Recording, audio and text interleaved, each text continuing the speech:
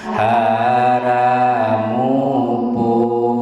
melian kana dahareun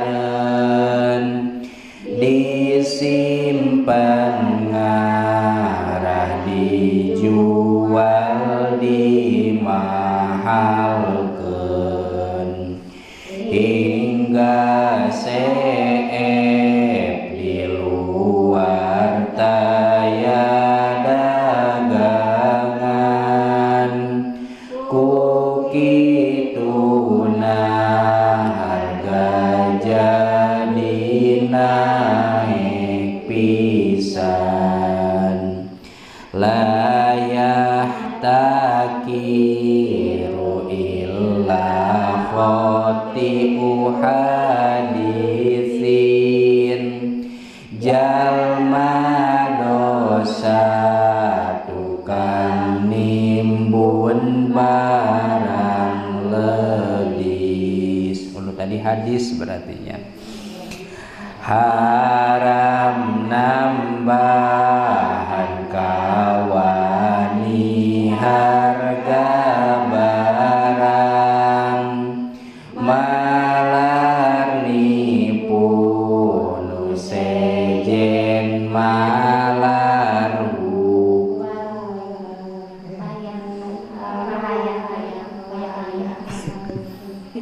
malar supaya hayang merenya aya hupaya aya bahasa hupaya teh bisi aya bisi aya supaya hayang malar supaya hayang atuh malar nipu nu sejen supaya hayang buledan we malar nu kadua nanya nging dicoret haram misahkeun anakna jeung indungna mun anakna kalantar taya indungna haram penipuan dina perdagangan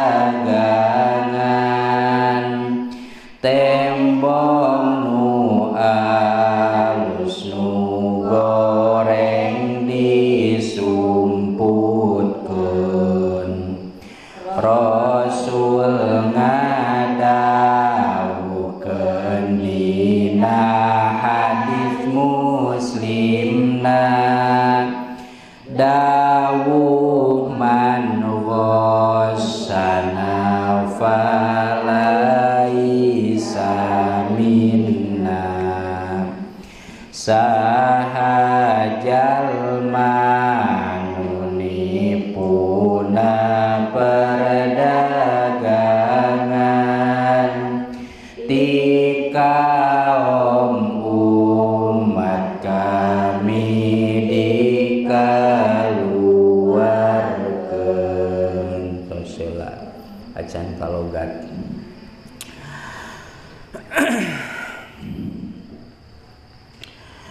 Bismillahirrahmanirrahim.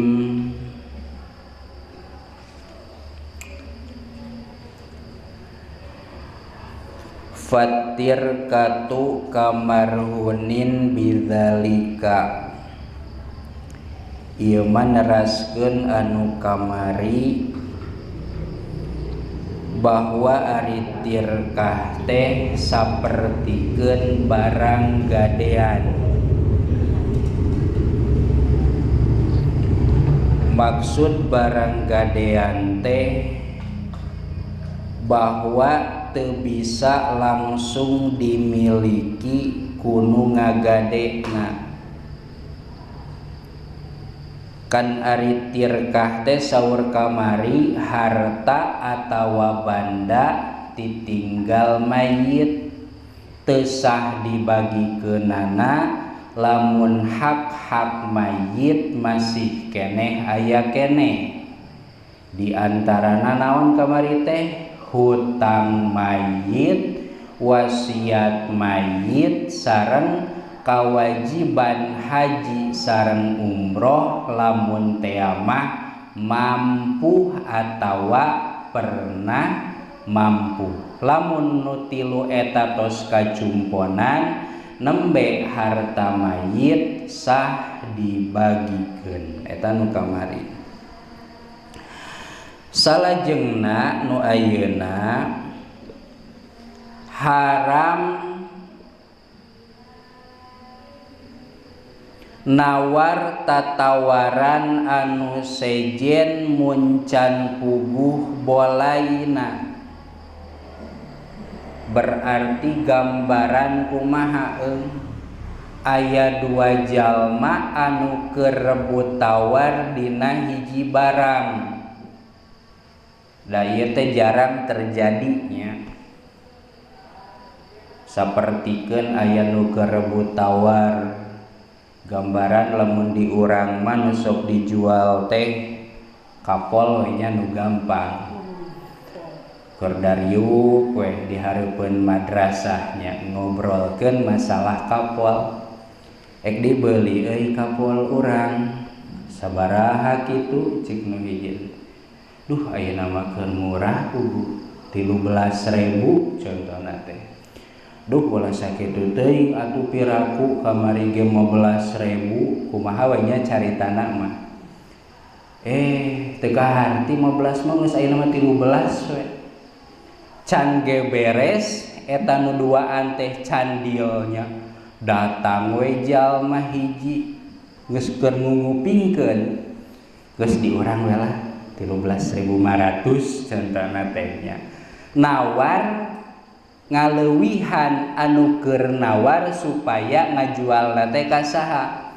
Ka manehna. Cek ari nu ngaran-ngaran nu ngajual mah pasti neangan harga anu mana nu leuwih luhur sanajan bedana ngan saukur 500 perak. Nya cenah 500 teh tina sakilo pan urang ngajualna saton cenah. Tah nawar kana barang nu keur ditawar ku batur bari anu ti heula can naon can puguh jadi jeung bedona eta teh hukumna haram. Lamun arek mah tungguan we naha sing jadi atawa sing bedo. Mun jadi meureun urang geus moal bisa meuli, lamun bedo moal ari teh 15 mah nya geus atuh ari moal mah jung we ka batur contona teh tuluy saperkeun ku urang geus ka urang we 13.5 kan ulah rea beja. Tah sapertikeun kitu nya nyebut ulah rea beja teh ka tiap nu rek jual padahal mah nya. Tah eta mah meunang nya. Nu teu meunang mah nawar kana barang nu ku batur keur ditawar bari nawarna teh tangtuna bakal leuwih naon leuwih mahal supaya ngajualna teh jadi ka saha? Jadi ka manehna. Da ari nawar leuwih murah mah moal ge dijual ka manehna. Ku batur keur ditawar 13.000 geus we ka urang 12.000 rek dijual moalnya mending ka itu nu geus puguh 13.000. Tah haram nawar tatawaran anu sejen muncan puguh jadi jeung bolaina.